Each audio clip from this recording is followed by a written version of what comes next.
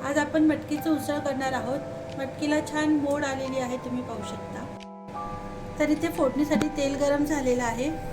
मोहरी घालूया, जिरं,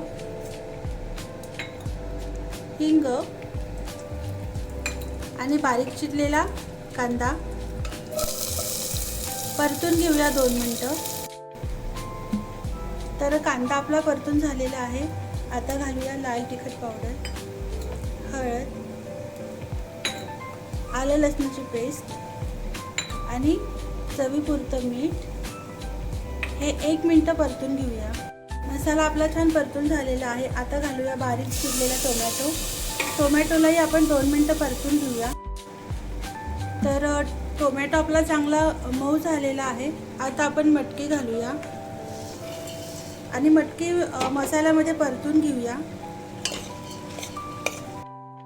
मटकी मी मसाल्यामध्ये छान परतून घेतलेली आहे।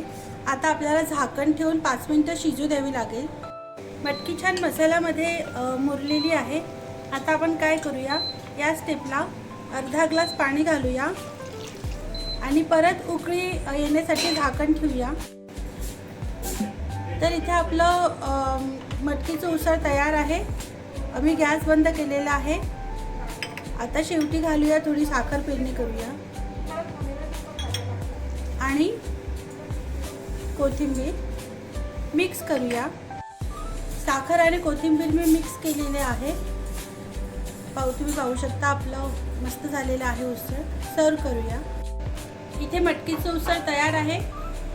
रविवारी नाश्त्याला तुम्ही हे उसळ करू शकता आणि झटपट होते। कमीत कमी साहित्यात होते आपलं हे उसळ आणि खूप मस्त होते। तर नक्की करून पहा।